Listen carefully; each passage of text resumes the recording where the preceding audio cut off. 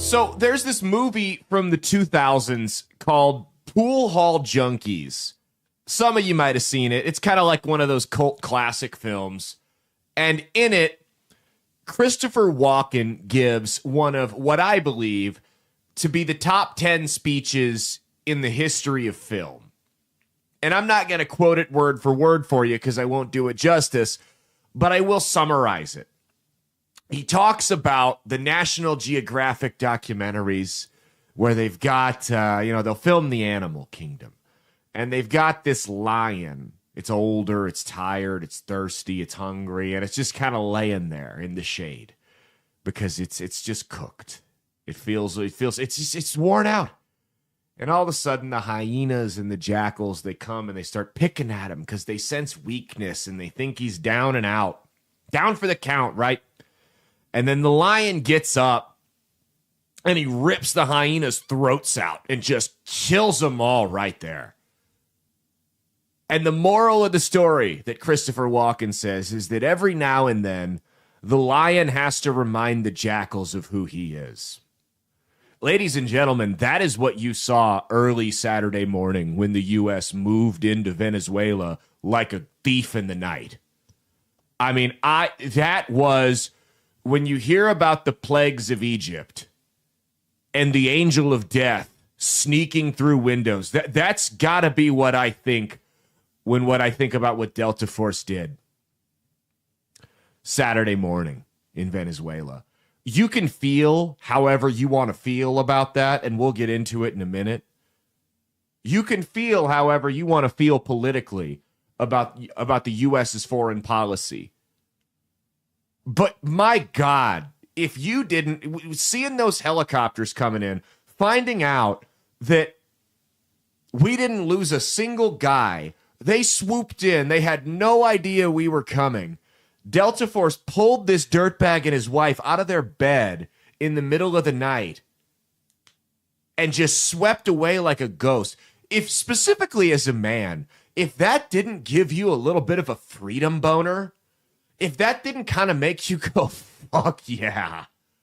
If you didn't imagine X Gon Give It To You playing in the background of that when it was happening, or maybe do a little montage in your head, I think you need to get your testosterone levels checked.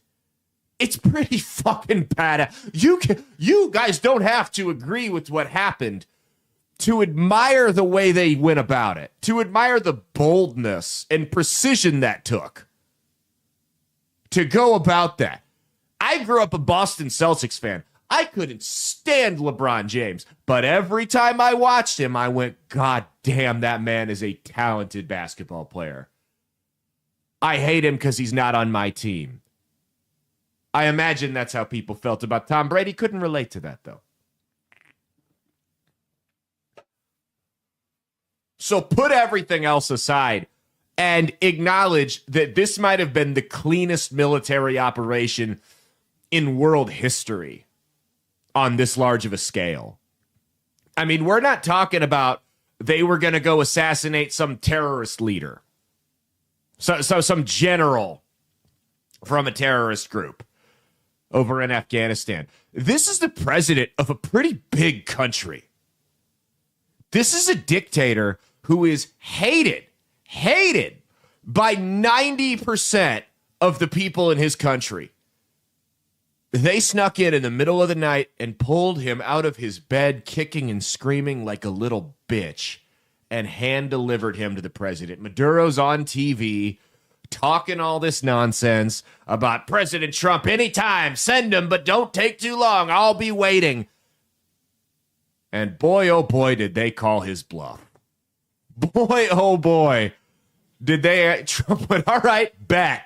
See you soon, Nicky boy. And went and scooped him up.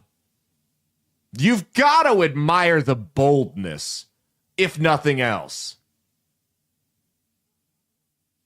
You know, I texted a couple of people, and I can't tell you who these people are, because some of them are still active duty. I texted a couple of people who are legitimate operators. I'm not talking like grunts or anything like that. Like legitimate military operators. And all of them had the same sentiment, that this was done so well, that there was so little room for error here. And they just hit it on the nose. It was Eisenhower, when he was talking about D-Day, I think someone texted me this. When Eisenhower was talking about D-Day and how they planned it out, he said that it wasn't, it's not the big details, the big picture that stresses you out. It's the little details. Because it's not like you see in the movies. It's not like you see in the video games. A lot of shit goes into planning an attack of this scale. And it's the little details you lose sleep over at night. It's the little things that can make everything go haywire and get a bunch of people killed.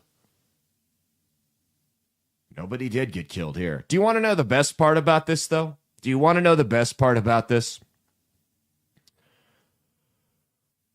The best part about this is that on the way out, they bombed Hugo Chavez's gravesite. For those of you that don't know, Hugo Chavez was pretty much the guy that led the communist revolution in Venezuela a long time ago. And they blew his gravesite up. It's like when you're on your way home from vacation and you take a little half-hour detour because you're ahead of time, because there's some landmark or something that you wanted to see the next town over. So you get off the interstate and head onto the highway and you go check it out. They pretty much did that here. Is that not the most Trump thing you've ever heard? Let's go fuck up this big symbol of communism in their country. That's my favorite part about this, is that they gave a middle finger on the way out. Just the lack of respect. And make no mistake, communists deserve no respect. They deserve no respect from anybody. They deserve to have their graves, these communist leaders, these murderous dictators, deserve to have their graves carpet bombed. I support that. I think it's a great, if we're going to go in and do it, we might as well go and blow up the grave sites of communist dictators on our way out. A little celebratory strike there. You know what I'm saying? Everything else they hit was a military installation. As far as we know now, there were no civilian casualties. Except that spot. No civilian casualties, but that wasn't a military spot. And I love that they did that. I love that for them. So let's talk about this. Because a lot of you guys say, Caleb, you're anti-war. I thought Trump was a peace president. Blah, blah, blah, blah, blah. Let me tell you how I feel about the actual strike in principle. Because being able to acknowledge that something was a well-oiled machine and flattened these guys with precision and make me a little chest pounding proud to be an American when I see some shit like that, I can put the rah-rah aside and look at the actual details of this. Now, I'm pretty non-interventionalist. I got a libertarian streak to me on foreign policy. So when I saw this initially, I was awake when it happened. I broke the news to a lot of people on social media and text. And I'm sitting there and I'm like, oh, fuck, this is an invasion. We're going full-scale, boots-on-the-ground invasion of Venezuela. This is going to be an unmitigated disaster. This is Iraq 2.0. What are we doing here? And then more details started to come out that wasn't the case. Now, we will see where this goes in a couple of months. This can all completely change. I want to see how this pans out. I do. Because it sounds like the U.S. is going to oversee the elections down there. And who knows how that's going to go. The last time we tried that was in Iraq, and it didn't exactly work out. However, to all the people saying this is Iraq 2.0, what if it's not? What if it's not? This administration, whom, by the way, I've been critical of the Trump administration quite often on my show, and I give them credit where it's due. I do that with every administration. I did it with Biden, with Obama, with Trump the first time around. That's all on the record, by the way. You can go back and watch the clips. This administration, if nothing else, what I will say about them is that they are unorthodox. Now, sometimes when you're unorthodox, that can come back to bite you in the ass. When it's things like the Epstein files, when you decide to make a big spectacle about the release and then it's a big nothing burger and you're talking in circles and contradicting yourselves. But other times when you're unorthodox, it means you take a different approach than the status quo. And let's be honest, the status quo, the Bushes, the Bidens, the Obamas, when it comes to nation building, haven't done such a hot job of it. None of them have. That old Cold Warrior nonsense really hasn't worked. But this administration, if nothing else, does things differently. Common knowledge said that the tariffs the first time around for Donald Trump should have been a massive failure. They weren't. Common knowledge, and just recounting of history, said that the strikes on Iran should have been an unmitigated disaster. I was one of the people that was heavily critical of that. It should have led to, a full-scale war in the Middle East. It didn't. Why are we so quick to write this off? I'm not saying that this is going to be a totally smooth process, but I'm also not saying it's going to be Iraq. I think you've got to look at on a country-by-country basis when you look at holding an election like this. You don't have the element of radical Islam in Venezuela that you did in Iraq. Now, you've got drug cartels, which are another problem, but those guys haven't been armed by, the Russians to the degree that the Afghanistan, or that the Taliban were. The Russians and us, by the way. Some of them have been, unfortunately, if you look at the Obama administration, but they're not rolling around with the military-grade equipment to the degree that the Taliban were when you look at the Middle East. So you're not going to see that type of insurgency here. So you don't have that element. And I saw a lot of people saying that this was going to be America's Ukraine. And I'm like, guys, you're not, this is not our Ukraine. This is not a land grab. We don't feel like we're entitled to a portion of the country within its borders. They're not decimating apartments and civilian targets. We're not running a full-scale ground invasion. It was Delta Force and some helicopters went in. The bordering countries aren't all these European countries with a lot of money and resources that are going to pool shit into Venezuela. In fact, a lot of people around Venezuela did not like Maduro, a lot of the countries there. So they're kind of happy to see him go. They're a little nervous to see what's next, and they have every right to be, but they're happy to see Maduro go. Also, we got the guy in 3 hours. Putin still hasn't touched Zelensky. There's no reason for this. This isn't our Ukraine. I don't think this is Iraq 2.0. If you think it's not about oil, though, I got news for you, because the president flat out said this is about oil. So if you think it's not about oil, I don't know what to tell you. But I think it's about a number of things. I think it's about oil. I think it's about sticking it to China and Russia. I think it's about, excuse me, still kind of getting my voice back.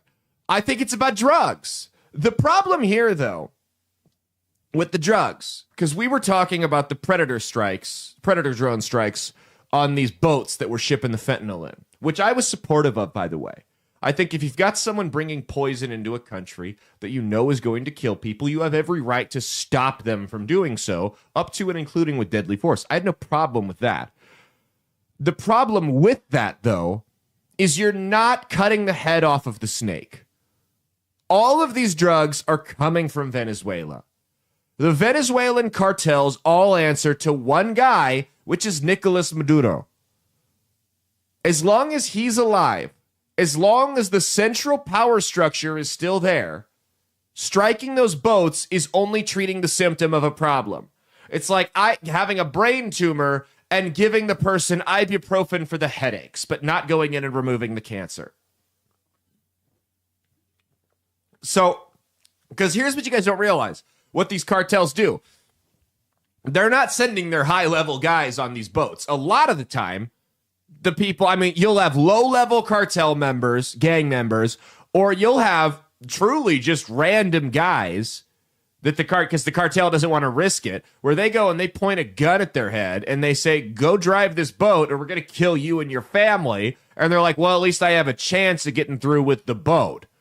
So they're never going to run out of guys. It was never going to stop unless we went in and cut the head off the snake. Now, I have been consistent in my stance on this. I don't support a full-scale ground invasion of Venezuela, of Mexico, of any of these, of Colombia, any of these countries. But I have said time and time again, and you can check the facts on this, I don't have a problem with precision strikes on these cartels, because these people are flat out waging a war against the United States of America. There is no way around it. In 2023, 72,776 Americans died of fentanyl overdoses and other synthetic opioids. The majority of those come from south of the border. They start in Venezuela, make their way up through Mexico, and then come across our border. For context, 2,977 people died in 9/11. So at about 199 fentanyl deaths a day, you get about a 9/11 every 12 to 15 days. You have a 9/11 at least 2 times a month in this country from fentanyl deaths. Yes, we are justified in killing the people responsible for that. Now, Maduro's not dead. For those of you that are living under a rock, he's not dead. They captured him and his wife, and he's set to stand trial here in the United States. So we will see where that goes. It'll be interesting to follow it. I don't think he's going to get much of a fair trial, and I really don't care. He's a foreign dictator. But when I look at this, when people tell me that this wasn't justified to go after the cartels that are poisoning this country, and then these same people will turn around and tell me that we're not doing enough to send money to Ukraine, because that's the leftist take on this. We're not sending enough money to Ukraine because somehow Vladimir Putin and Russia are a bigger threat to us than the cartels that are poisoning our communities daily. Like, are you kidding me? These people that engage in not just poisoning our communities, but human trafficking, weapons trafficking, rape, all kinds of shit. You really think these people aren't as big of a threat to us as Russia? I mean, I saw a lot of liberals cheerleading to send boots on the ground to Ukraine to fight Putin, who is half a world away. But they get mad when we send a couple guys in and take out the leader of the cartels that have been poisoning this country? Fuck you. That's not how this works. This is an act of self-preservation as far as I'm concerned. I'm not Mr. Warmonger, but I'm also not Mr. Peacenik. That's the mistake. People think I'm just because I'm loud and I get on here and I yell and curse and say crazy things that I'm a hardline stance and nothing will ever compromise. No, I'm not 19 years old anymore. I know some of you followed me back then, but I'm not. I'm not 19 years old anymore. I understand that there's a lot of gray in the world. I'm much more of a pragmatist than I was even 6 years ago when I was on the air. So I don't have a problem with this. Now, like I said, if this turns into a thing where 20 years from now and $3 trillion we're still there, I'll go back and say, yeah, I got that one wrong. 20 years from now, I'll actually be 50. So, for context, I just turned 30. But right now, I'm not pissed. I was pissed about the Iran bombs, and guess what? I got that wrong. That worked. That stabilized that situation. I think what a lot of us need to realize, a lot of us that are in the America First camp, we need to realize that there is nuance when it comes to using the military. Not all uses of the military are the same. A precision strike that is well planned and hits a very specific target is a whole lot different than a full-scale ground invasion like we saw in Iraq. And I think a lot of people my age are really, and we have a right to be, because we watched bad foreign policy decision after bad foreign policy decision after bad foreign policy decision. When they talk about like core memories, that's ingrained in our heads. We grew up, people my age, people in their 20s and 30s, people in their late 20s and their 30s and 40s.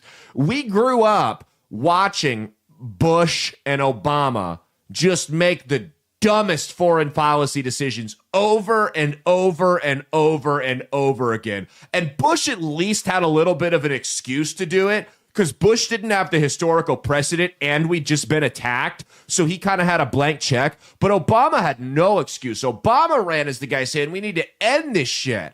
This is bad foreign policy. Then got in and did the exact same stuff, if not worse, ramped up the war machine that Bush had started. So a lot of us are gun shy about any use of the military because we were abused by it for so long. We grew up in our formative years watching the military be used, maybe not even for bad reasons, just by stupid people. And we got gun shy about it. It's like if you're in your first girlfriend or boyfriend cheats on you or hits you or yells at you all the time or whatever, you're kind of timid in all your relationships because that, you were 16, 17 years old and you got smacked around by your boyfriend. Now, all of a sudden, you go into every relationship, it's been ingrained in your brain. Even if you know it's not necessarily true, man equals hit, woman equals cheat. So we've got to kind of unlearn some of the stuff that myself included, that we grew up with, that every use of force is bad, because it's not. When it's a direct threat to us here, I don't have a problem with it. We will see where this goes from here, because I saw Rubio say that if he were in the Havana government down in Cuba, he'd start paying attention. He'd be on notice. Now, will we go into Cuba? I don't know. My guess is this is saber rattling, getting Cuba to correct course. But here's the thing, guys. Here's the thing. Communism is a scourge on this planet. Communism is a scourge on this planet. It is. It's not good. It needs to be squashed in every instance possible. I do not support ground invasions of these communist countries unless they attack us first. I'm not necessarily going to say I would support sending Delta Force guys and a little shock and awe on the beaches into Cuba like we just saw in Venezuela. But I wouldn't be mad about it. Does that make sense? If I found out they capped another commie leader, I would kind of go, oh well. Let them figure it out. Like, I told you, I just turned 30 years old. This is probably one of the best uses of the military in my lifetime. It's like I said, every use of the military since I've been a kid has been to nation build in countries that we have nothing to do with. This was a country that was poisoning our people. And you know what? Maybe they did go in. Maybe oil was part of the reason they went in. Sounds like a solid bonus. What? So, oh no, we're going to have control over oil in this hemisphere, so we're not going to be dependent on the Middle East anymore? Oh no. Oh, how dare. Oh no, gas is going to be $1.50 a gallon. What am I going to do? The horror. Gas is going to be $1.50 a gallon, and all they had to do was ice a couple of filthy commies. The horror. Sounds like a win-win to me.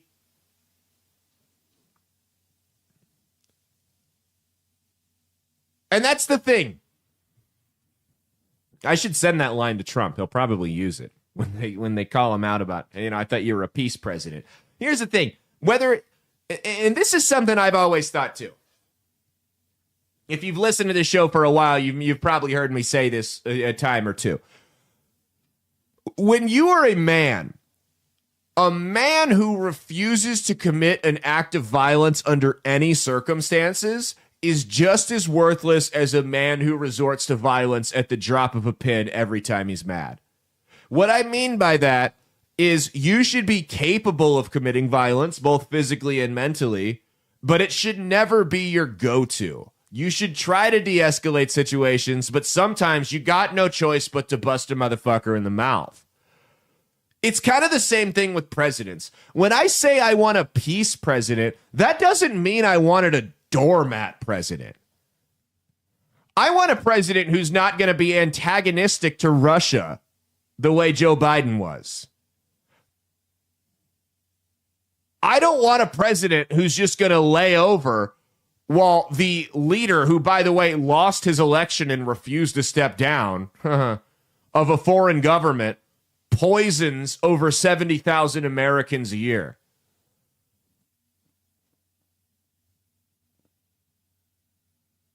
So no, go get him. Go in there and get him.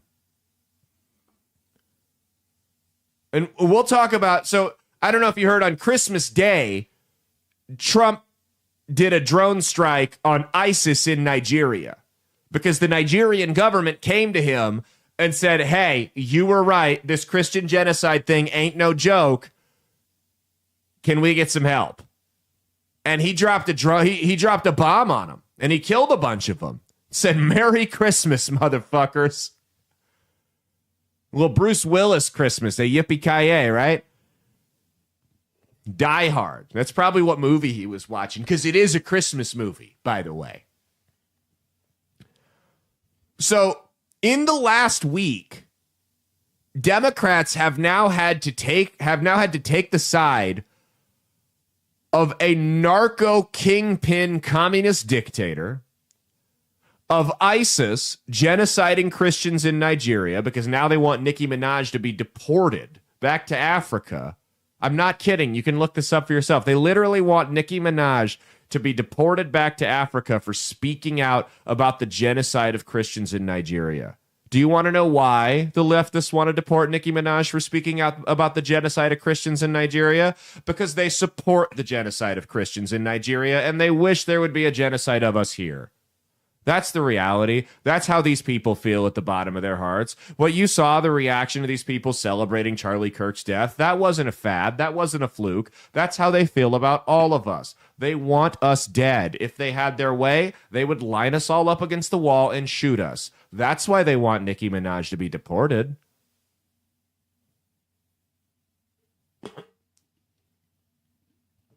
So they've had to take the side of a narco-trafficking communist kingpin, dictator, ISIS genociding Christians in Nigeria, and taxpayer fraud. That is called 8-dimensional chess by the president. I've been hard on him the last couple weeks. And then every now and then, when I'm ready to write him off, the guy comes back and I'm like, you motherfucker. He makes me do something. Like you, okay. I always write you off and you're way smarter than I give you credit for. Or the people running your I don't know. Somebody out there is, though. We talk about the 80-20 rule, the issues that 80% of people support. Those aren't even 80-20 rules. Those are like 95-5 rules. I saw there was a sign, there was a protest in Omaha on 72nd and Dodge, the Party for Socialism and Liberation. They all managed to make it out of their parents' basements for the day. They went out Saturday morning. One idiot had a sign up that said, Free Maduro. These are the dumbest people on the planet. They're the dumbest people on the planet. I mean, this is what we're up against. These are losers. These are people that you can smell from across the aisle at the grocery store. Because they don't bathe. They would never be at a grocery store. Their parents do all the grocery shopping for them. But you get what I'm saying here. The frustrating thing about this, and I've been sitting on this for a couple of days now. The frustrating thing about this is you take these losers like this, like people with Free Maduro signs that live in they're 35 years old. They live in their parents' basement. They don't work. They don't have a girlfriend. They don't have any kids. They don't pay taxes. They don't do nothing. They sit in their parents' basements. They sleep till noon. They smoke weed and they play video games. That guy has the same vote. His vote counts exactly as much as the guy who is married with 2 kids, has a full-time job, pays his taxes, has a mortgage, volunteers at his church, coaches his kids' football team. Those two people have the same say in how this country's run. Are we sure democracy is really the answer here? At least the form of it that we have? Is there maybe some better hybrid option? To where the dregs of humanity don't get the same say that I do? I know I sound like an arrogant prick here, but when you look at the people that are at these protests and you look at the types of people that I'm describing, I deserve to sound like an arrogant prick. And so do you. Because we are all better than them at everything. These are losers. They should have no say in how this country's run. They do nothing. They contribute nothing. Why do we listen to them? Why do they get any say whatsoever? I mean, seriously. What's this say? Children should be seen, not heard? So should socialists. When these people talk to us and they spout these nonsense ideas like free Maduro, we should talk to them the same way we talk to a 4-year-old that thinks everyone should get free candy every day. Oh, that's a good idea. Okay, run along now. Go back to your iPad. You got to put the child locks on. You don't want them getting any even more radicalized on the internet, you know. It's just been bothering me. I went on a tangent there. I apologize. But that has been on my nerves for like a week now. Ah! If you haven't noticed, I'm flying solo. This is a condensed show today. Mia will be back Wednesday. And then this idiot, Zoran Mamdani, chimes in about this. The new mayor of New York City. He just got sworn in a couple days ago. We'll talk about him in a minute. It says New York City Mayor Zoran Mamdani released a statement about the operation in Venezuela and said he was briefed about it as well as the plans to imprison Maduro in the city. When he says he was briefed about it, he means he saw something about it on Twitter. He means he saw a news article from ABC or CNN and read the headline when he says he was briefed on it. That's what that means. Mamdani says unilaterally attacking a sovereign nation is an act of war and a violation of federal and international law. I completely agree. So you know what? Maybe they should stop attacking us with drugs every day. Maybe they should do that, and they won't get hit like that. You can only fuck with people for so long, dude. And these limousine liberals, these East Coast elitists, they don't come out here. This Nepo baby Mamdani, who's never had a real fucking job before and lives in his parents' basement. Literally the exact person I was just talking about. These people don't come out to the Midwest. They don't come out here and they don't see entire communities that have been ravaged by this shit. I drive through them all the time. They have drug addicts on the coast, but they don't see so do we, but they don't see entire towns decimated by these drugs.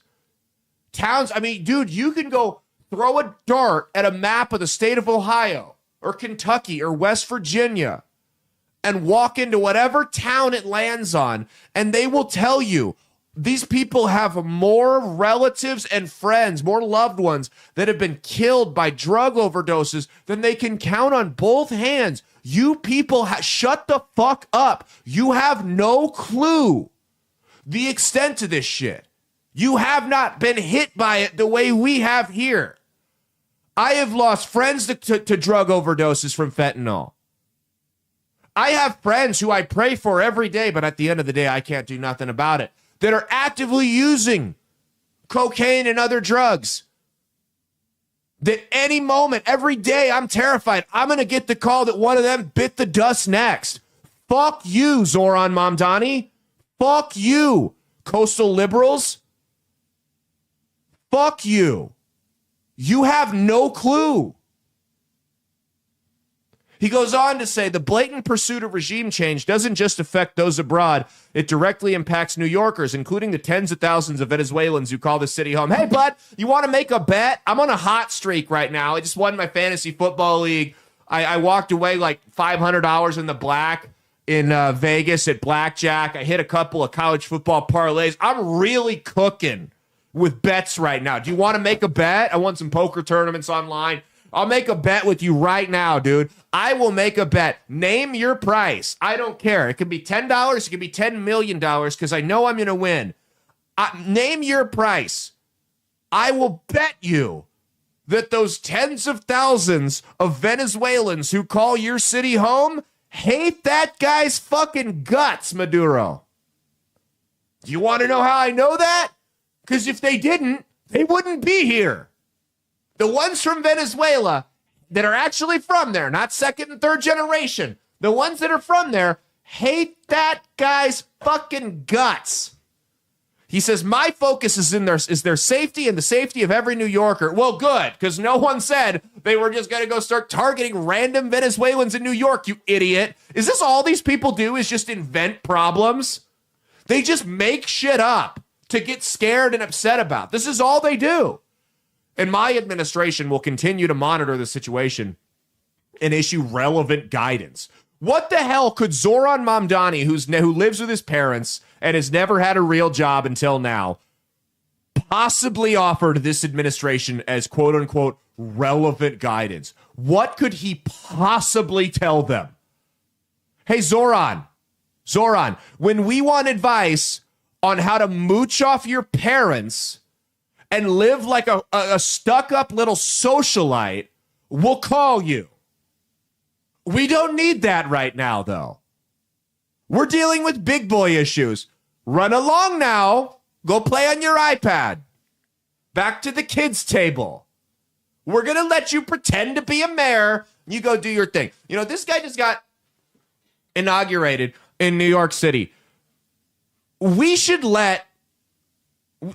show these morons that voted for him, and that's what you are. If you voted for this guy, if you support this guy, you are a moron. You are a 70-point IQ moron.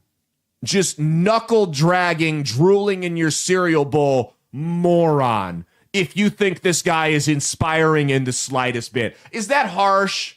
Caleb, you catch more flies with honey than vinegar. Yeah, but I really don't want to catch flies. Why would you want to catch flies? You're a moron. If you listen to this guy and think that's going to work. Because it's not like we haven't tried this crap before. We have. It ends in mass graves every time. Even if it only ended in mass graves 80% of the time, and the other 20 were glowing successes. If I told you, hey, 80% of flights end in fiery crashes, would you ever fly anywhere? No, you would drive everywhere you went for the rest of your life. So I would love to show these morons that voted for Zoran Mamdani, who, by the way, still can't bench 135 pounds. Not that that matters. I would love to show them the videos of the people of Venezuela, 90% plus of whom lived in poverty, by the way, dancing in the streets the day after they toppled him, because that's how those policies end. I'm not saying New York City is going to get to that point. Thankfully, there's checks and balances that keep idiots like that from achieving all of their goals. But if you want to continue to spread this crap, if you want it to go nationwide, that's the end stage of communism. Foreign helicopters swooping into your country in the middle of the night, blowing your presidential palace to shit, and pulling your leader out of his bed with his wife in the middle of the night. That's how communism ends. By the way, that's the ideal ending for communism. And that's the ending like 1% of the time. The other 99% of the time, communism ends with mass graves and a total economic meltdown that leads to a period of anarchy until the rest of the world steps in and says, we better fix this before it gets really, really bad. And they kind of hold hands and work together. That's how communism ends. It doesn't work. It never has worked. That's the happy ending. That's when people talk about late stage, we're in late stage capitalism because they had to pay a subscription fee to get Netflix without ads. What are you talking about? Late stage capitalism sounds objectively better than any stage of communism.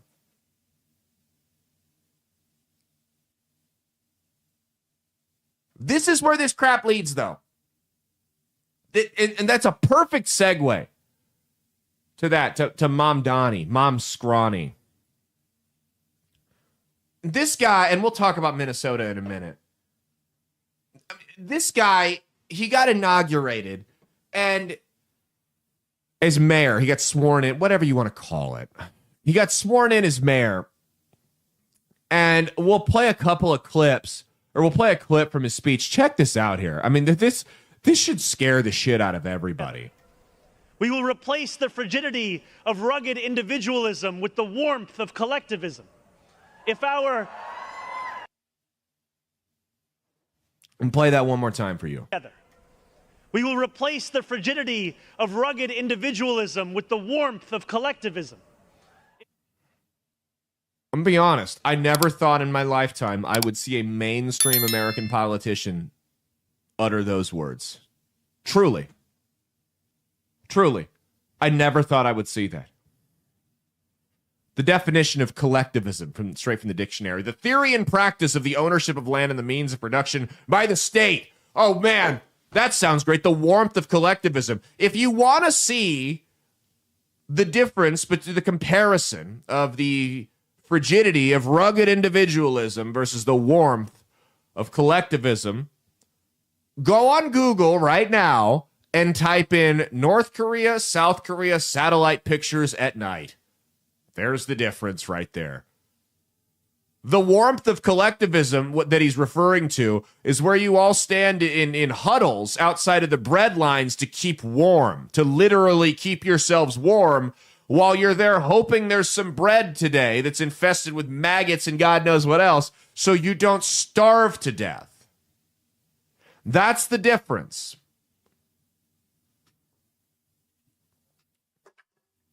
And what's hilarious is I don't think society should be totally individualistic either.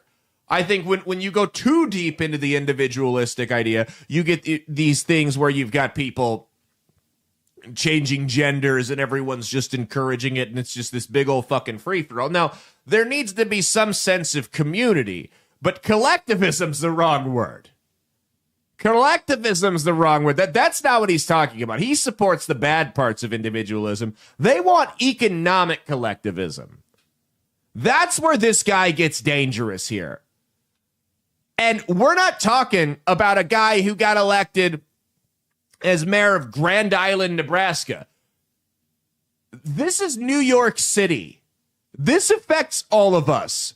They are too big to ignore. Unfortunately, what happens in New York City will have a ripple effect to varying degrees to the rest of the country. Then you find out that this guy appointed as his chief legal counsel one of the lawyers from that defended the Taliban after 9/11. What are we doing? He's taken the two biggest cancerous ideologies on the planet, communism and radical Islam, and combined them into this just tumor. Because that's what it is. It's a tumor. It's like the big wall, that big ugly wall in Stranger Things. And I'm not finished with it yet, so don't spoil it for me. He's created that big ugly wall from the last season of Stranger Things. If it were political ideologies, if it were worldviews. He's combined the two most disgusting things and the woke nonsense as well, which kind of ties into communism. Then we find this here. Pull this up here. Lillian Bonsignor is a career first responder. In just 9 days, she'll be running the world's busiest fire department, one of the most important appointments of the incoming administration. And they deserve a leader who cares about their work because she did it herself, who understands every detail, and who will fight tirelessly to empower FDNY and make it the best firefighting force in the world. Lillian Bonsignor began her career as an EMT in 1991 and was ultimately promoted to chief of the city's EMS division, where she served for 3 years before retiring in 2022. Although she never served as a firefighter, she's confident. What? What? What? He appointed to lead the fire department a woman who's never been a firefighter. Now you might be asking, why? Because she's a lesbian. That's why he gave her the job. I don't have a problem with lesbians in positions of power. I think in a lot of cases, they've got the mean streak we need. But not ones that have never done the job. Wendy's wouldn't do that. Wendy's wouldn't take someone who had never worked in fast food and made them a manager of a store. Well, we know you've never worked in fast food, nor have you ever been a manager before, but man, you look good in that Home Depot orange vest. Why don't you come over here and manage our store? Wendy's would not do that. But the biggest city in the country's going to. Good luck, New York. It's not like fires ever happen in New York City or anything, right? They'll be fine. Good luck, New York. I can only laugh because there's nothing else I can do about it. You guys had every warning. We done told you. You guys had every warning. You have made this shit bed. Now you get to lie in it. And I hope you roll around in it, too. Oh, boy. Before we get into all the stuff about Minnesota, which we will in a second here, there's a couple other stories I wanted to hit on real quick. So, Lily Phillips, some of you might recognize that name. If you do, I'm watching you. Some of you might recognize that name as the OnlyFans porn star that went on and tried to break Bonnie Blue's record of sleeping with 1,000 men in a 24-hour span. And supposedly she did it. I don't know. I didn't watch the video, so I can't confirm that it happened. I think you have to subscribe to her account, which I don't do either. So I can't confirm that it did or didn't happen. If some of you guys want to go bite the bullet, let me know. But I expect you to keep a little pen and pad next to you while you're watching it and tally every time a new guy comes in the room. But she posted a video on her Twitter X account. Twitter X is what we're going to call it from now on, by the way. She posted a video on her Twitter X account of her getting baptized. Now, I'm not going to play it because it's got a Kanye West song in the background, which kind of makes it a little weird, too. But I don't want to get copyright. But the weird thing about this video, it's all over Twitter X. You can go watch it. The weird thing about this video is the pastor's face is blurred out. I don't know if she did that. I don't know if he requested that. I don't know if the account that shared it did that. I don't know anything. I just found it to be a bit odd. It could totally be nothing. That's maybe my fault for not doing enough pre-show and checking on that. But here's what we got to realize, guys. This is what Christianity is about. And that may not be fun for some of you to hear. Some people are going to sit here and scream that I went woke, I'm a liberal, and this and that. No, hear me out. Jesus did not die on the cross to save the righteous. It was to save the prostitutes, to save the thieves, to save the murderers. Those were the people he came here to save. And maybe Lily Phillips is genuine. Maybe she's not. Only time will tell. Here's what I want to see. Here's what you can look for. What does she do next? Because there was another girl, and you probably know who I'm talking about, that was a porn star, OnlyFans, whatever. It's all the same thing, right? But she went out and she was on the whatever podcast, and her whole content was about how she cheated on men and she did this and that, and she was just a nasty, disgusting person. And then she went out and she You're found a horrible, God. despicable person. Then she went out and she found God. And she got baptized and she said, I fucked up. I never should have done any of this. This was terrible. She got married and everyone was like, okay, all right, bet. You know, Jesus saves.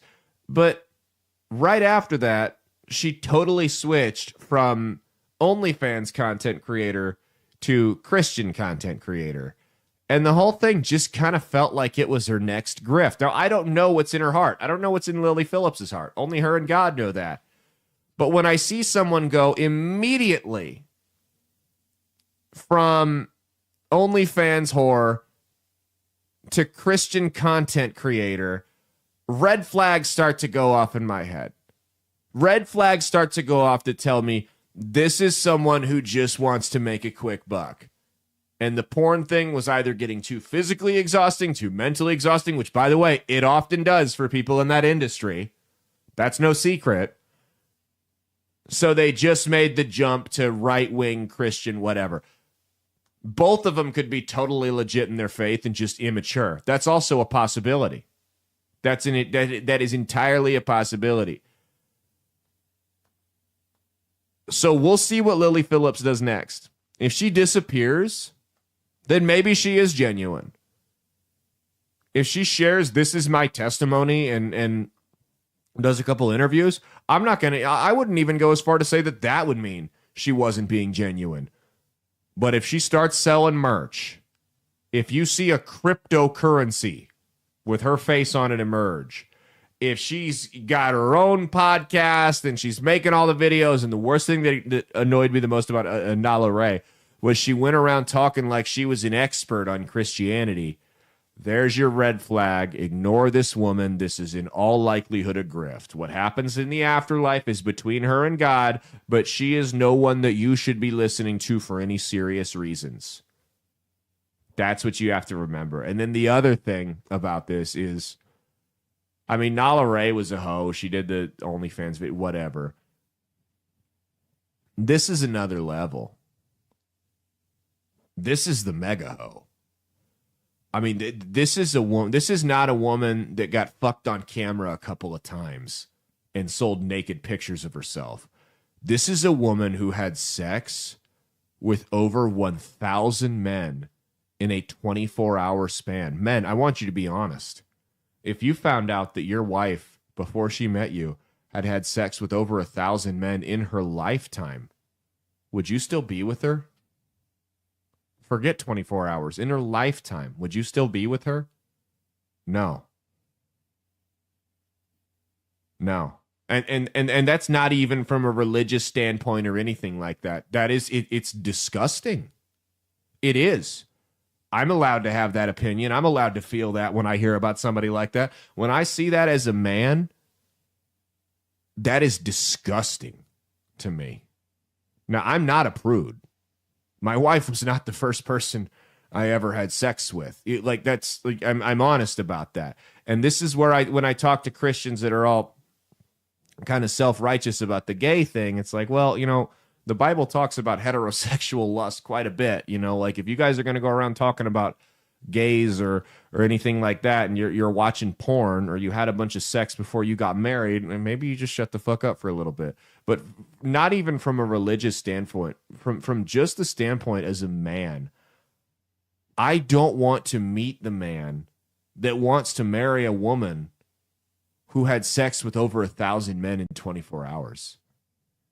That's a guy with no self-respect. That's a guy, ladies, you shouldn't want to marry a man that would be willing to marry you if you had had sex with 1,000 men in 24 hours either. Because that guy is either fucked in the head or just the biggest doormat loser you're ever going to meet.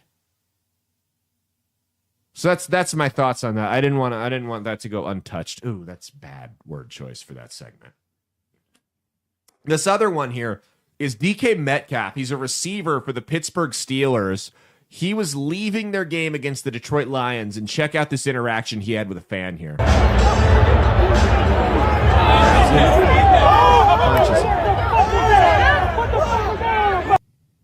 So, first off, why couldn't that have been me? What do I have? Seriously, that guy hit the lottery. You've got an NFL player, part of a multi-billion-dollar organization he's representing, just signed a massive extension, over $50 million, punches you in the face, and it's not self-defense. That guy hit the lottery. Why can't things like that happen to me? Why can't I have that happen? I'll shut up and go away for good if that happened to me. Now, they're talking about this guy, and Metcalf is like not flat out saying, but leaving the door open that this guy called him a racial slur or something like that. And okay, maybe he did, maybe he didn't. Also, wouldn't you love it if that NFL player who assaulted you turned around and slandered you after the fact? Wouldn't that be, even you won the double lottery? It's like, holy shit. What did I do to get this karma? It just keeps coming. The checks are just writing themselves at this point. Here's the thing, though. Can we stop normalizing violence as a response to words? He said a word you don't like. So what?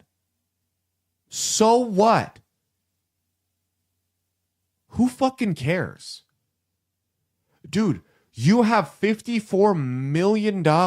Even if he did call you the N-word, you have $54 million to walk away. 54 million reasons to walk away.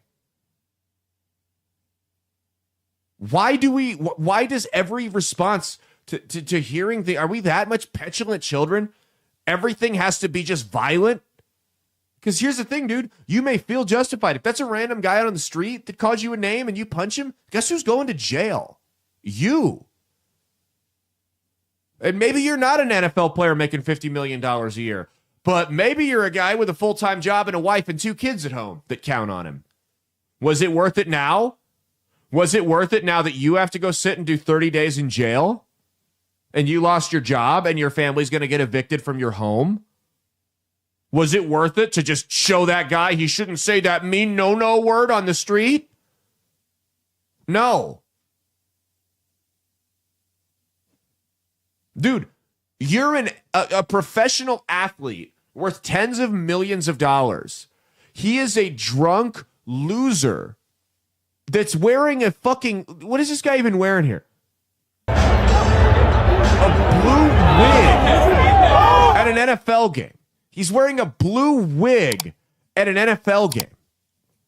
He's drunk. He's running his mouth. And he just paid way too much money to see you play a game that you make millions of dollars a year for. You've already won. He lost the moment. I'm not anti-sports. I'm not one of those people. I like sport. I love sports. I'll pay to see a couple games a year. If we're talking about who wins in this interaction, he lost the moment he walked into that stadium. Why would you why? Control yourself. For the love of God, man. Wrong one. Let's talk about Minnesota now. I'm not going to play the videos. You've all seen them. It's the most viewed video on Twitter X. Why can't you guys do that to my show? This kid named Nick Shirley went in to fight. He's a 23-year-old Mormon kid from Utah. He decided he's got a YouTube channel. He decided he was going to go up and follow up on some of this alleged daycare fraud in Minneapolis. Now, there's videos all over the internet. And what he did was he called the daycares. People are acting like he showed up with a camera and just said, "Let me see the kids." And that's not what happened.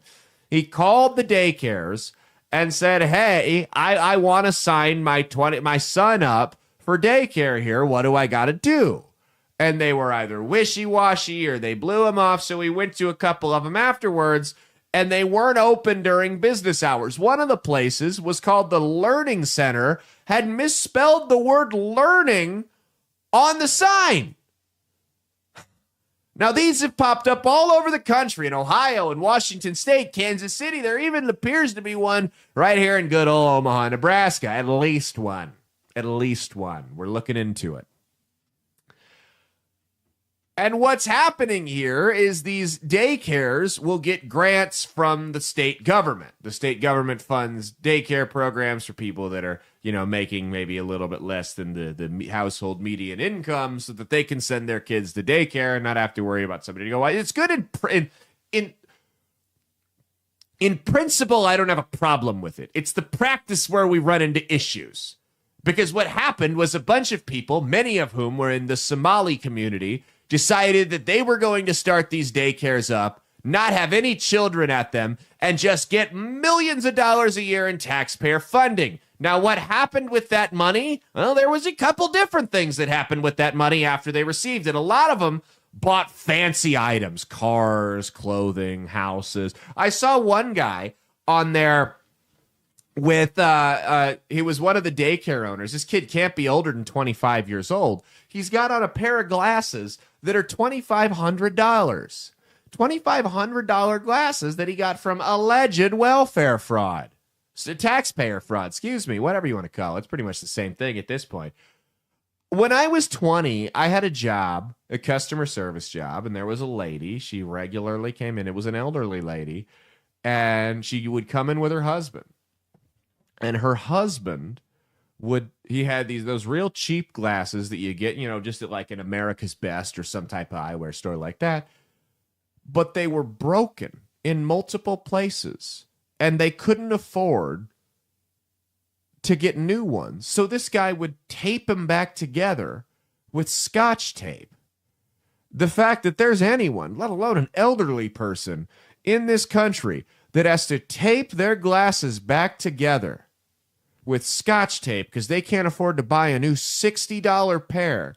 Meanwhile, some piece of shit from another country that came here to rip us off with the sole purpose of ripping us off is a multimillionaire off the taxpayer's tit allegedly enrages me to no end. That infuriates me. So, one of these places comes out once the speculation starts, people saying, maybe there's some smoke to this fire. What's going on here? They come out and they decide to be preemptive about it. They say, somebody actually broke in last night and burglarized us. And you're, oh my God, they burglarized the daycare. What did they steal? Do you have like iPads laying around the kids played with? Maybe some money? Checkbook, something like, oh, no. They stole the documents and roster of the kids at the daycare. That's what they stole. They didn't steal computers. They didn't steal electronics. They didn't steal money. They broke in. If you listen to this daycare, they broke in, cut a hole in the drywall where these documents were evidently stored, that had the list of the children that were there, that were attending it, and stole that in the middle of the night. We have no CCTV footage of it. The Minneapolis police said they investigated and found no leads, but that's what this burglar did. This is the political version of my dog ate my homework. Literally. The political version of my dog ate my homework.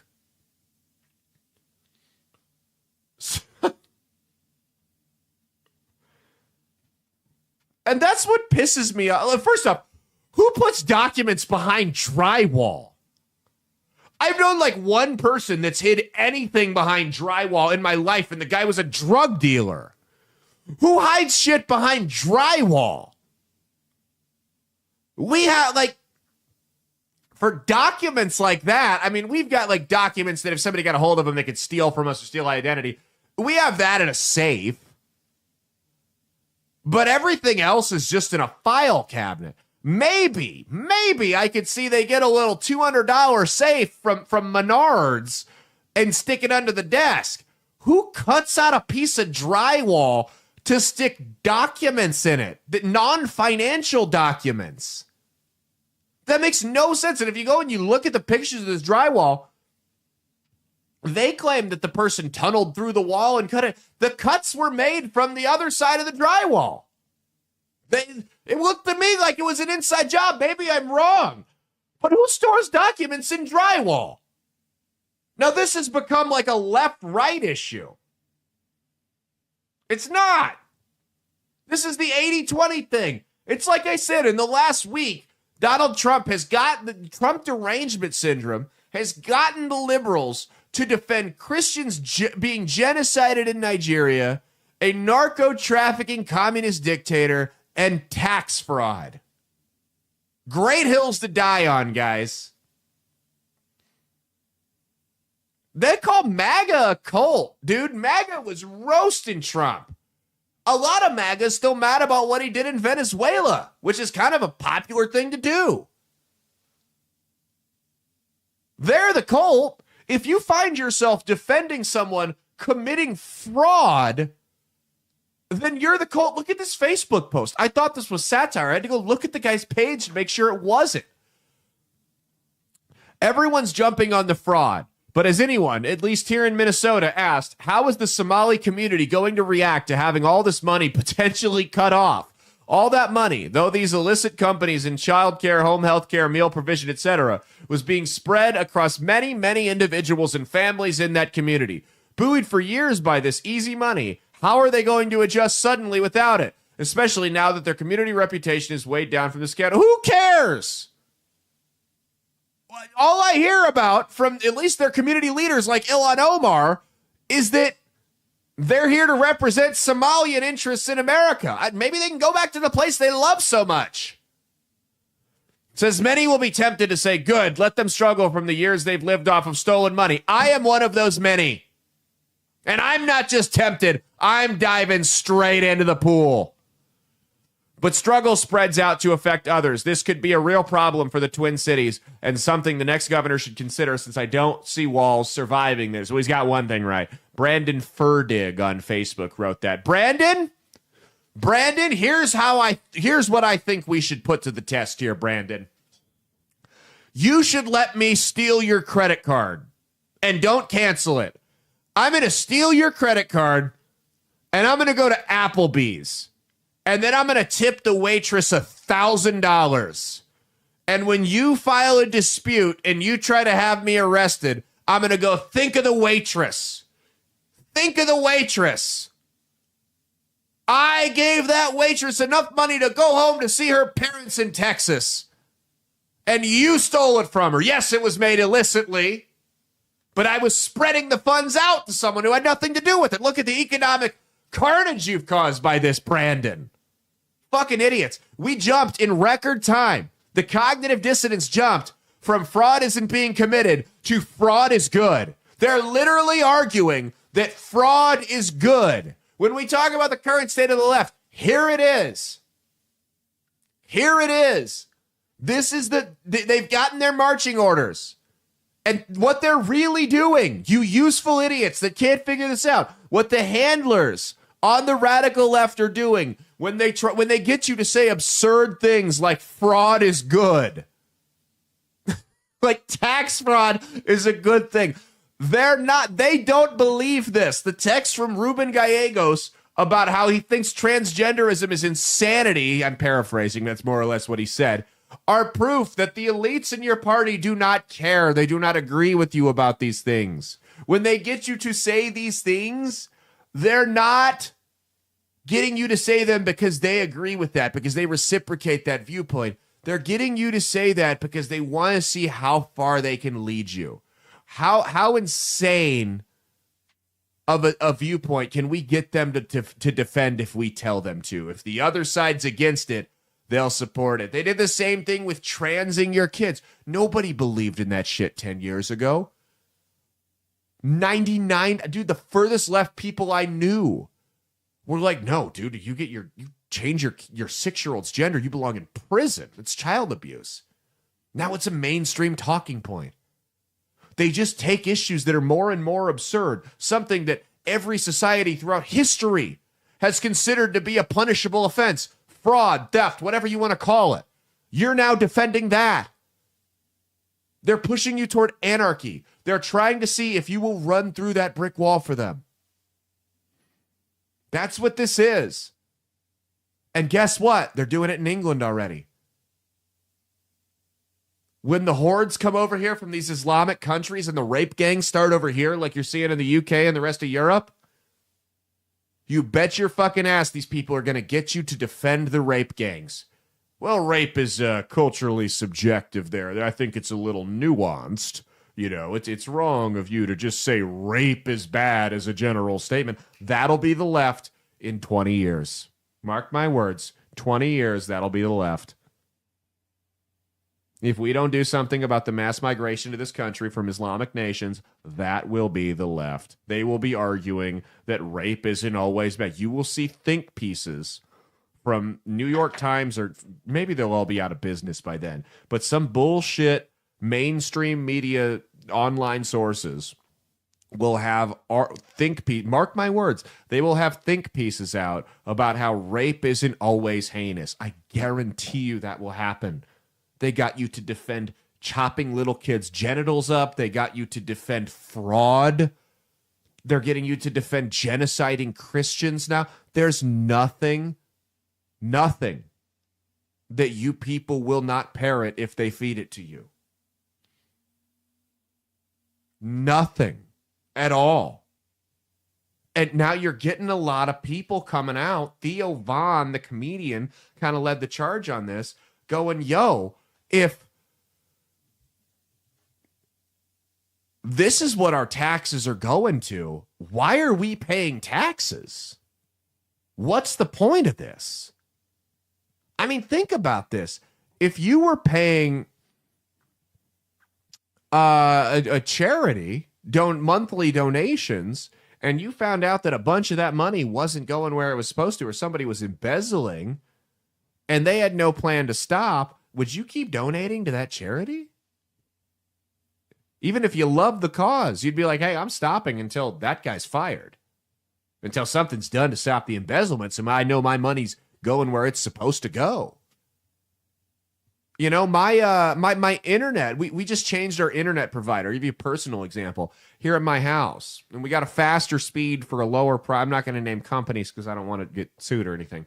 But as fast as my internet is right now, I know for a fucking fact that I was getting maybe half the speed that I was actually paying for, an exorbitant amount of money, by the way, with the old company. If you're local, you probably know which companies I'm talking about, but I'll let you use your imagination.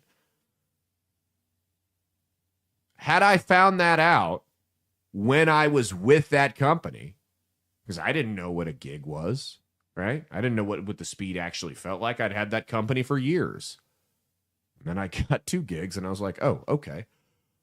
But had I had that company, I would have called them up, and then when I found out that I wasn't actually getting a gig, gone, hey, I'm not paying you until I know that I'm actually getting what I'm paying for. We're not paying for fraud. So I'm not going to tell people not to pay their taxes, but here's my prediction. I think you're going to see a lot of states, both red and blue, and potentially Uncle Sam at the federal government, have a significant budget shortfall at the end of next year. Not because they were stupid with their money, some of them were, but because people are going to go, fuck you. Why should I pay you? There's fraud going on right under your nose. You were made aware of it. You did nothing. Whether you were complicit in that or you just didn't want to be called a racist, that's between you, God, and the law. But why should I pay my taxes if I know you're just going to let it become fraud or be used for fraud? Because that's what's happening. When you look at where this money's going, it leaves the country. Some people think it went to al-Shabaab terrorist groups. I'm sure some of it did. But it comes back into the country. And a lot of it comes back. This is called layering. It's layering. That's one of the stages of money laundering, is layering, right? It's where they make it different. Usually that involves the money leaving the country, coming back into it, leaving it somewhere else, and coming back into it a number of times to make it difficult for law enforcement and financial institutions to track where the money's actually coming from originally. So this money left the country a bunch of times, then came back to these daycares. And if you look, these daycares donated millions of dollars exclusively in the state of Minnesota to Democrats. So this money is getting laundered from the taxpayers to Democratic campaigns. If you are a taxpayer in Minnesota, and probably a lot of other states, your money, your taxpayer money, when they jack up your taxes every year, which Tim Walz did, raised $9 billion in new taxes up there, that money is literally going to fund political campaigns. I don't want my money or my tax dollars funding either side, Republican or Democrat. I only want my tax dollars to fund Dan Osborne. I want to help make Dan Osborne a multimillionaire. That's what I want my taxes to do. Nothing else. Only dark money Dan Osborne.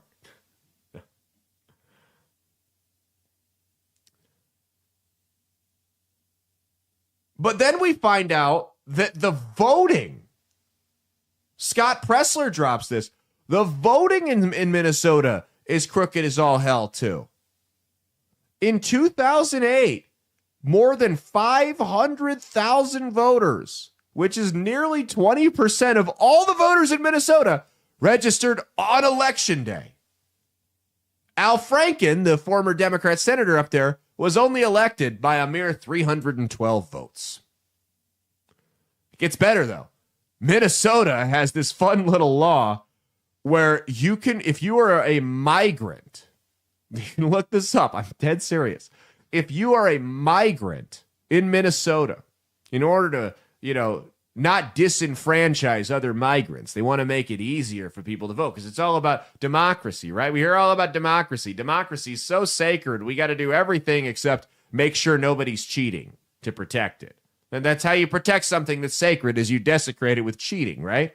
So in Minnesota, one person can vouch for 8 migrants at the polling place as same-day residency. Or same-day registration. They don't have to have proof of residency or voter ID. You can walk in and cast your vote and then vote for 8 other people. And they don't have to prove that they even live there.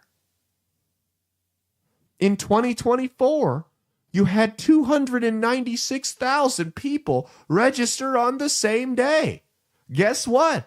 If you work at a residential facility, an old folks home, something for poor people, disabled people, there is no limit to the amount of residents you can vouch for. You can go in and say, hey, I'm a manager at this elderly, and we all know that the care facilities are legitimate. They would never sign 30 of them up at the same address at a warehouse or somebody's condo, right? Oh, no, they did that.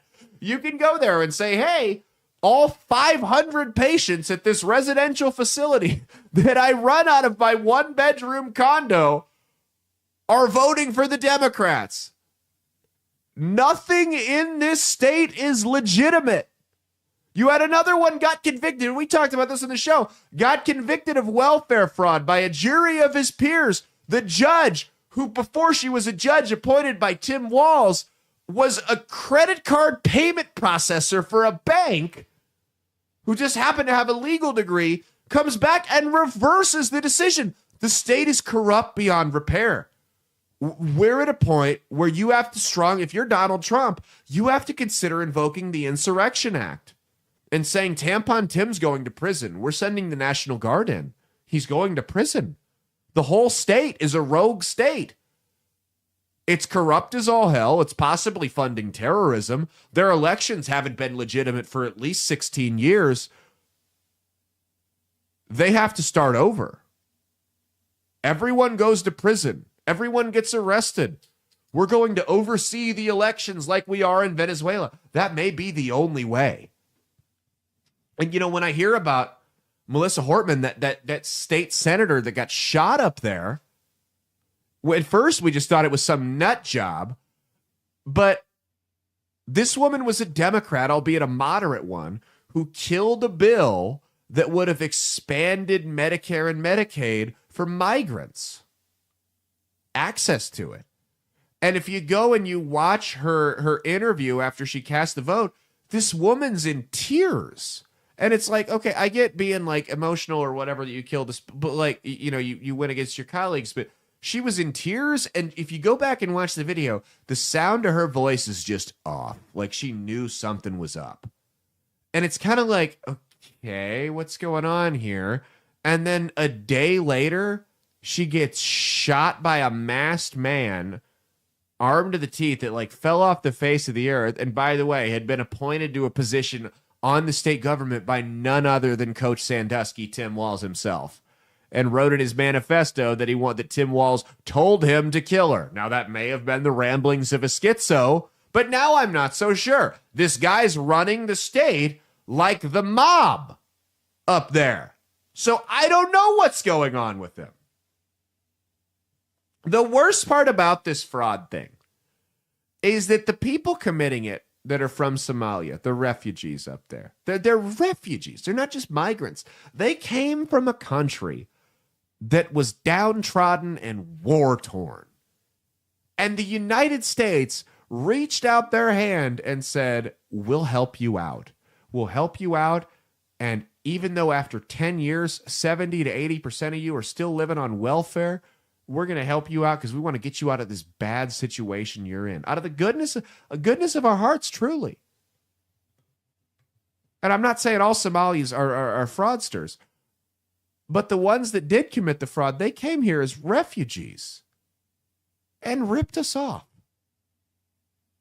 I mean, could you imagine if your friend lost his job, got kicked out of his apartment, and you're like, hey, man, you want to sleep on my couch for a couple nights till you get back, a couple weeks till you get back on your feet? Go ahead. And then that guy stole your wife's necklace or your checkbook and started writing himself fraudulent checks? How betrayed you would feel. That's the worst part about this, is the lack of humanity involved. To take advantage of a country that brought you out of a horrible situation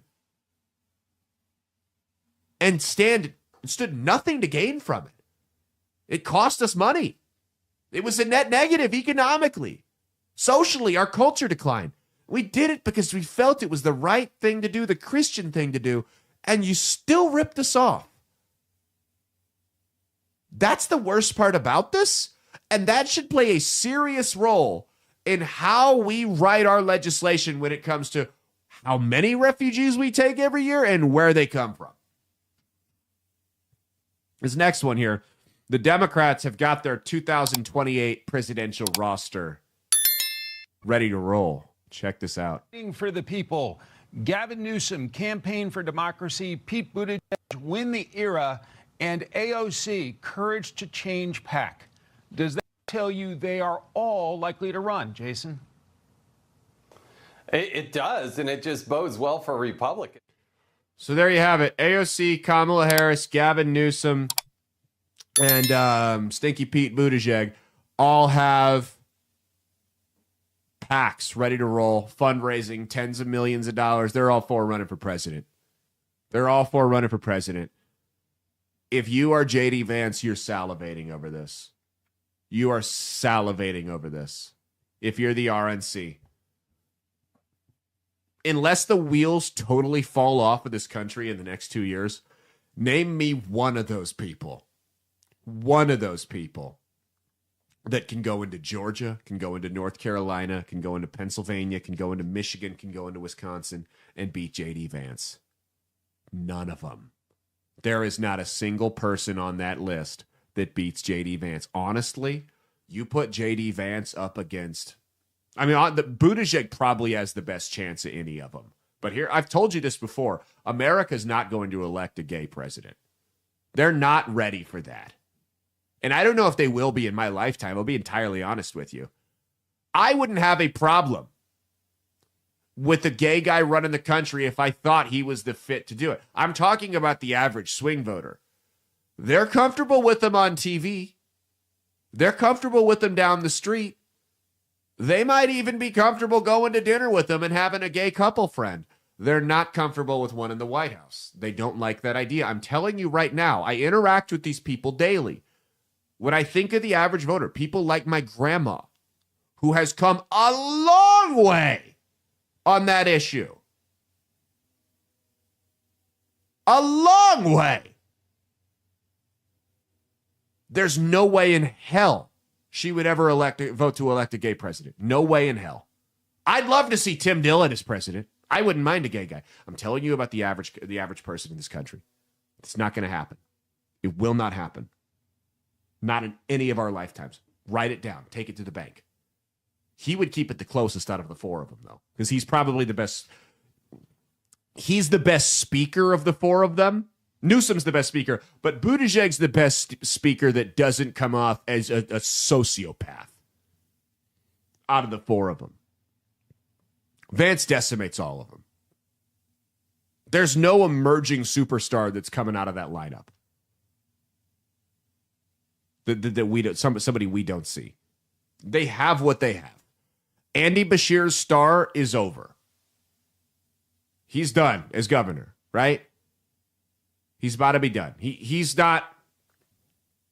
He had his chance. He's going to fade away. He might be a solid vice presidential choice. He's not going to be president, though. His star has supernovaed out.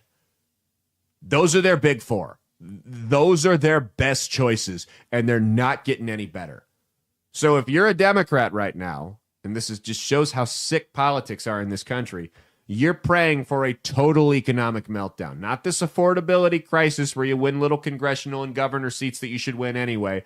You are praying for a total meltdown. 20% unemployment, hyperinflation. World War III breaks out in Europe. That's what you're praying for if you're a Democrat, if you want to have a snowball's chance in hell at winning. I'm not saying this is someone who's biased.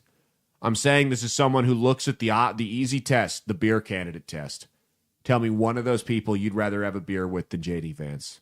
Politics aside, say you don't know any of their politics, just how they interact on a human level. Pete Buttigieg comes off like a robot. Gavin Newsom is a sociopath, American psycho. Kamala Harris is your wine aunt that nobody actually wants to be around. And AOC is that bitchy bartender that thinks she knows everything, but she's a complete idiot. She rants on Facebook 13 times a day, but she's a complete moron.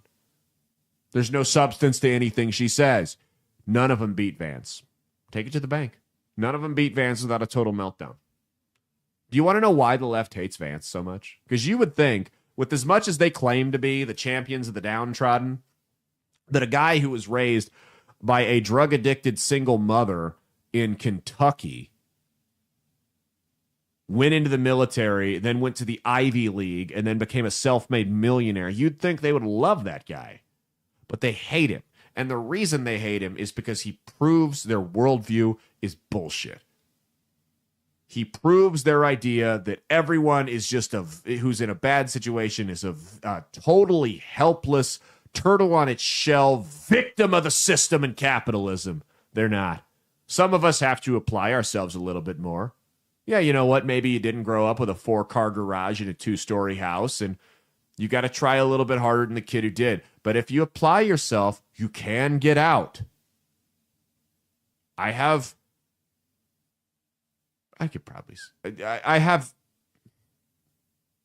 my wife has family members who were raised in absolute poverty, house to house, because their parents kept getting evicted. And they are some of the most successful people I know now. Some of their siblings are quite the opposite. You are not a victim of circumstance. You are a victim of your own laziness. It's the same reason they hate Caleb Hammer's show. If you haven't watched it, Caleb Hammer is like a Dave Ramsey, but a little bit more rough around the edges. And they will bring people on and review their finances. And what you often see with this is that the left's idea that poor people are just poor because capitalism won't give them a chance to get ahead is bullshit a lot of the time. Now, of course, there are people that, medical bills and you finally got caught up in your debt and then the tranny blows out in your car or your garage door breaks. I get it. Shit happens, right? But Caleb Hammer's show lets people know, that it reminds people that a lot of folks that are in really bad debt, a lot of folks that are quote unquote poor, are there because of their own bad decisions. Are there because, hey, you don't need to eat out every day of the week. I watch people that make less money than I do. And I'm not poor, but I'm far from rich. People who make less money than I do go on that Caleb Hammer show and they've got 2 car loans. The guy's got like a new sedan and a pickup truck. He's paying like $1,600 a month in car loan. Like, what are you guys doing? That's a stupid person. So they hate JD Vance because he proves you can get out of a bad situation. And he hates Caleb Hammer, or they hate Caleb Hammer because his show proves that sometimes, a lot of the time, unless you've got Down syndrome or ALS, your bad situation, a lot of the time, is your own doing.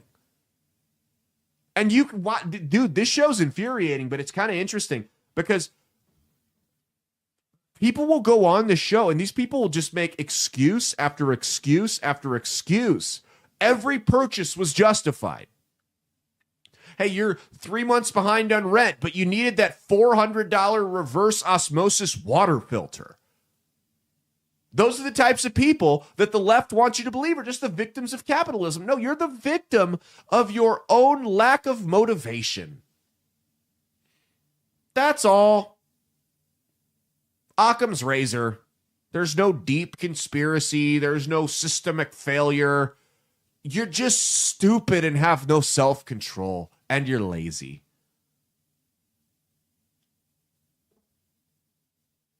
Can we do one more? Or do I got 1, 2, 3, 4?